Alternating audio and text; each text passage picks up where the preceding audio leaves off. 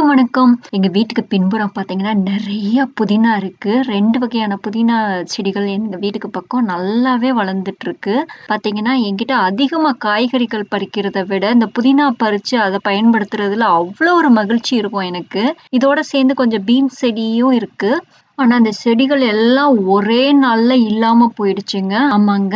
வழக்கம் போல நான் காலையில போய் என்னோட செடிகள்லாம் பார்க்கலான்னு பின்புறம் போறேன். எல்லா செடியுமே ஒரு மாரி வாடி போய் இருக்கு. எல்லா செடியும் இல்ல. இந்த புதினா பூரா வாடி போய் இருக்கு 2 பக்கமுமே. என்னடா ஆச்சு அப்படின்னு பார்த்தா, அப்புறம் தான் தெரிஞ்சது எங்களுக்கு வந்து இந்த வீடு மெயின்டனன்ஸ் வருவாங்க இல்லையா? பேக் யார்ட் இதெல்லாம் லான் மூவ் பண்ண வருவாங்க. அவங்க என்ன பண்ணியிருக்காங்க, இதெல்லாம் வீடு அப்படின்னு சொல்லிட்டு அவங்க எல்லாம் அந்த மருந்த வந்து தெளிச்சு விட்டுட்டாங்க. வீட் கண்ட்ரோலர் இருக்கும் இல்லையா? அத ஸ்ப்ரே பண்ணி விட்டுட்டாங்க. ஆக்சுவலா நம்மளுக்கு தான் இது ஒரு பெரிய பொக்கிஷம் மாரி இந்த புதினா. ஆனா, இங்க இருக்கவங்க வந்து அத அவ்வளவா கண்டுக்க மாட்டாங்க. இது ஒரு களைச்செடி அப்படின்னு சொல்லி பறிச்சு போட்டுருவாங்க. இல்ல வீட் கண்ட்ரோலர வச்சு ஸ்ப்ரே பண்ணி விட்டுருவாங்க. அப்படிதான் அவங்க பண்ணிட்டு போயிட்டாங்க.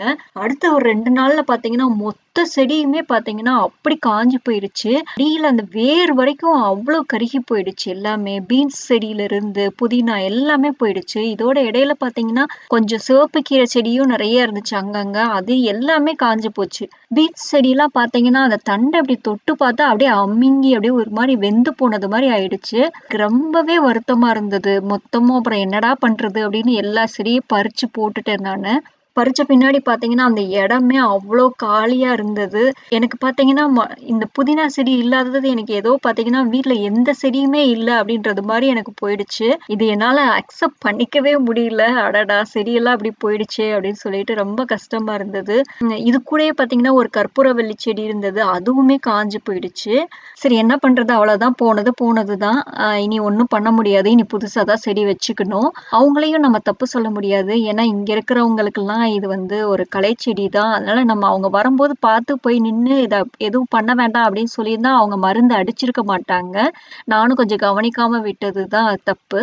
சரி, ஒரு வழியா மனச தேத்திக்கிட்டு இங்க இருந்த அந்த காஞ்சு போன செடி எல்லாத்தையும் பறிச்சாச்சு. பாருங்க எவ்ளோ செடி வந்திருக்கு பாருங்க. 2 குவியல் இருக்கு. அவ்வளவும் வந்து புதினா, அப்புறம் கொஞ்சம் சிவப்பு கீரை, அப்புறம் பீன்ஸ் செடி இவ்வளோதான். ஆனா அதிகமான அளவு புதினா தான்.